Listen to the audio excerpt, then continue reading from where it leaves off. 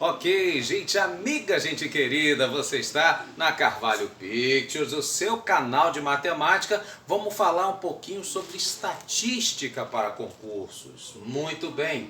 O que é estatística? É um ramo de ciência social, apesar de utilizar bastante matemática, mas a estatística ela se preocupa com o estudo dos fatos sociais. Muito bem. Que tipos de estatística nós podemos ter? Temos então a estatística descritiva, que o próprio nome já diz, ela se preocupa em descrever, mostrar, exibir os dados, porém sem tirar conclusões. É aquela que se preocupa em fazer tabelas, gráficos, mas que não vai tirar nenhuma conclusão em cima disso. E existe, no caso, a estatística inferencial, que essa sim, no caso, a preocupação vai ser calcular, obter valores numéricos e a partir deles tirar conclusões, inferências em cima disso. Muito bem. Então, a ferramenta base da estatística é você lidar com os dados. E para isso, então, ele pode trabalhar com conjuntos de dados diferentes. Por exemplo, os dados de toda uma população, por exemplo, a do Brasil, e os dados de uma amostra, parte dessa população. Porque muitas vezes você não tem tempo nem dinheiro suficiente para pegar os dados de todo mundo, de toda uma população. Aqui no Brasil, por exemplo, 200 milhões, mais de 200 milhões. Então você muitas vezes faz a amostra, né, o uso da amostra, que fica mais barato, fica mais rápido e tem também a mesma eficiência, se for bem feita. E, bom, quando você vai coletar esses dados, se você coleta os dados de toda uma população, você faz o chamado censo, que, como a gente já falou, né, como você tem muitas vezes uma população muito grande, então isso vai demandar muito tempo, muito dinheiro, por isso que o censo ele é feito geralmente de 10 em 10 anos, quando é feito. E no caso, a amostragem, né, que esse, conforme já explicado, mais rápido, né, e mais simples. Muito bem. Quando você então pega esses dados e começa a fazer medidas numéricas de toda uma população, você então vai ter parâmetros. Por exemplo, média de nascimentos no Brasil. Então, se for em todo o Brasil, são parâmetros. No caso, então, medidas de tamanho nacional. Já, por exemplo, as estatísticas com E minúsculo se referem quando você pega aí medidas numéricas de dados, por exemplo, num bairro do Rio de Janeiro, por exemplo, média de nascimentos na Tijuca. E finalizando nossa teoria, a parte aí dos tipos de dados, né, que nós podemos classificá-los em qualitativos ou quantitativos. Muito bem. Os qualitativos se referem a uma qualidade, um atributo que a pessoa tem, uma característica que é dela. Por exemplo, o estado civil, se ela é casada ou solteira, o grau de instrução, se é o ensino fundamental, o médio completo, se tem ensino superior, se tem pós, mestrado, doutorado e por fim. E no caso aí o CPF. Ué, peraí, CPF não é um número? Sim, o que quer dizer o seguinte, inclusive para você não ser pego de surpresa aí na hora da prova. CPF, apesar de ser um número, é uma característica, é uma qualidade que só aquela pessoa possui aquele CPF. É um atributo, é uma característica que é dela, só dela e de mais ninguém. Ou se preferir na prática para saber, né? No caso, o CPF, apesar de ser um número, você não faz conta com ele. Você não soma, subtrai, multiplica CPFs. Correto?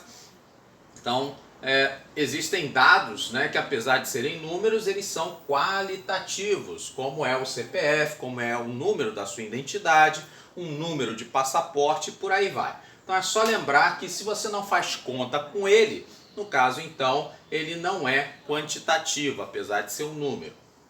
E no caso então dos quantitativos, existe também uma subdivisão que são os quantitativos discretos e os contínuos. Discreto é aquele que eu posso contar, por exemplo, o número de cadeiras, o número de mesas, né, para fazer lá uma reunião, uma festa, né, precisa saber quantas cadeiras tem, quantas mesas cabem naquele lugar. E no caso contínuo é aquele que eu preciso de uma unidade de medida. Por exemplo, o peso, eu preciso de uma balança lá em quilogramas. A altura, eu preciso de uma fita métrica lá em metros, centímetros. Então eu preciso de uma unidade de medida para que aquele número seja reconhecido. Por isso então vai ser um tipo de dado contínuo. Muito bem.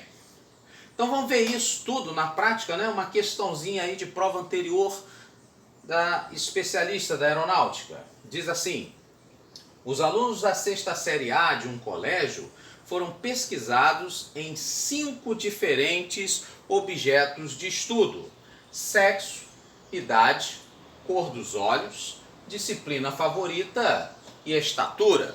Desses 5 objetos, ele nos pergunta quais são variáveis qualitativas. Muito bem, então vou começar aqui pelo sexo. 2, 3 vezes por semana? Não! No caso aqui, o que ele quer dizer é se é masculino ou feminino ainda, né? Muito bem. Então, nesse caso, sendo aí uma qualidade, um atributo, né, do sujeito, esse então seria qualitativo. Então, esse aí tá ok. Esse é qualitativo. A idade, no caso, esse aí então, né, você precisa de um número para poder expressá-la, e nesse número você faz conta, né? Você aumenta, você subtrai, né, a idade, enfim. Nesse caso então não, esse aí então não é um qualitativo, esse é um quantitativo. Inclusive uma polêmica, né, se ele é um quantitativo discreto ou contínuo.